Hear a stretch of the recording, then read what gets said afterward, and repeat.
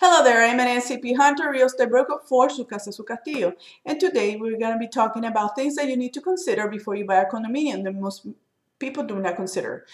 The number one thing that you need to know is, well, five things that you need to consider. Number one is to order a status certificate, which is in itself not a certificate in itself, but a file that contains all the history of the building from the moment it was created in the unit itself that you're purchasing.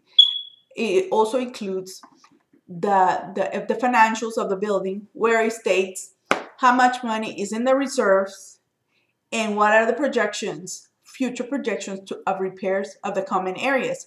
Most people do not understand the impact that has, because if you're moving to an older building, what's going to happen, and they haven't done any repairs, what's going to happen is that one day when the repairs need to be done, and if they don't have enough money in those reservoirs, the money, those money budgeting, and they're going to give you an assessment. And what that means is that in addition to the association fees that you pay monthly that include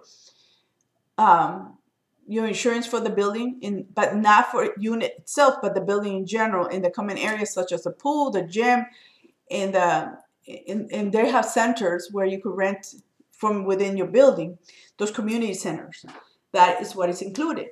So if they don't collect enough money for that, or they don't have enough funds, and let's say that they need to change a roof, and the roof includes the whole building, not only, let's say you have your units in the bottom floor, so you don't have to worry. You say, I don't have a roof. It's the third floor that has a roof. Well, no, everybody has to pay for the roof.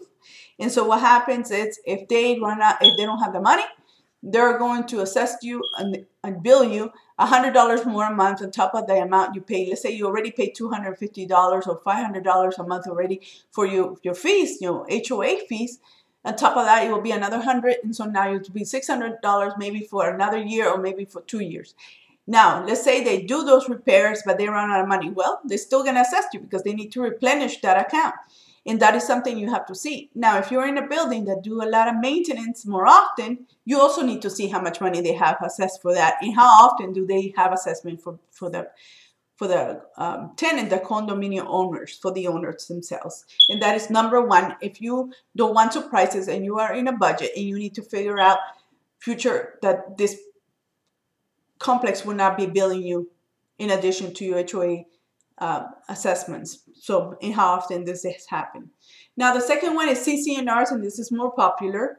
It's the covenant, conditions, and restriction. And it's also a file where it tells you all the things that you can do.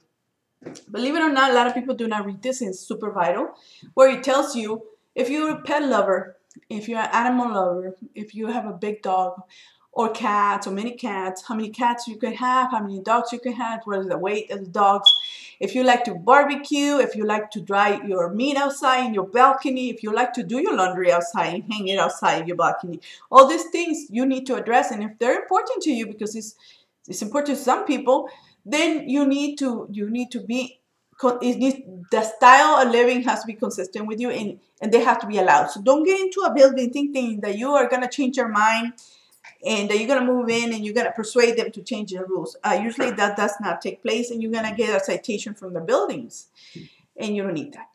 So this is super, super important. Then the second, well, that's the second. The third thing will be your storage, additional storage units outside your unit itself. Sometimes it comes included and you have to check to see. Sometimes it doesn't convey because some people keep it and they rent it out, or they keep it themselves. And so now you don't have a storage place. But sometimes it's worth quite a bit of money, believe it or not.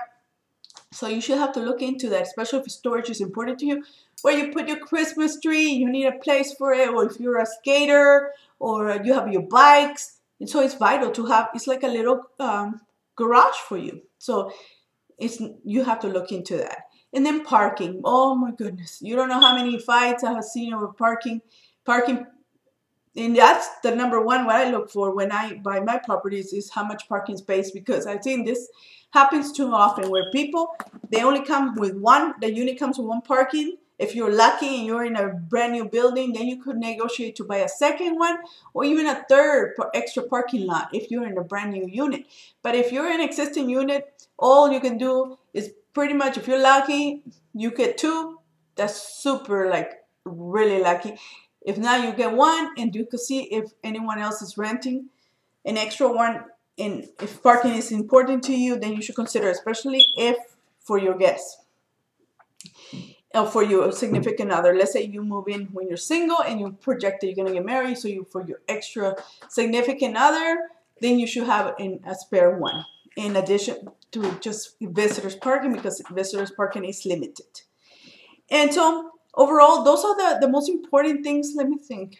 Did I forget anything that is super important? That is the, in addition to your association fees, your HOAs, which is super important to see how often they increase those, and how often yeah, they increase them and how much they are, because you'll be surprised how much money you can save in cities like that have a neighborhood, your neighborhood area, where it's more, not city like, but the outskirts. It's better investment to get a single detached home versus a condominium. It's only really in the cities where you don't have much option, because everybody lives vertically instead of horizontally, and so there's not much of a choice. But if cities are that you have more land, then you have a single family home, then saving the HOA, what you will pay monthly, and the lunch room, you will save you thousands of dollars, and you could probably buy a single detached home. Also, your lifestyle is very important to consider. If you're a single person moving to an area, a building that has a lot of children, and this is going to disturb your peace, or if you are a young family and you move into a building that has a bunch of older people and no children, and you cannot discriminate, there cannot be no discrimination. But if it's something you could, for yourself, you have to assess if this is the type of neighborhood. As agents, we cannot determine those things, and we cannot, and we do not. But as a consumer, this is important to you. This is something you could consider for yourself, that your lifestyle, that it has to be in unison to them. Obviously, some places are more conducive to younger people, to older people, to families, because there's more commonality among them, and so they tend to immigrate to the different areas by themselves. But like I said, something is important for you to consider: location, neighborhood, if you drive, if you take the train, how far it is, construction around the building, age of the building, all those things you need to consider, not just if you like that unit itself. I hope this has helped you. Until next time.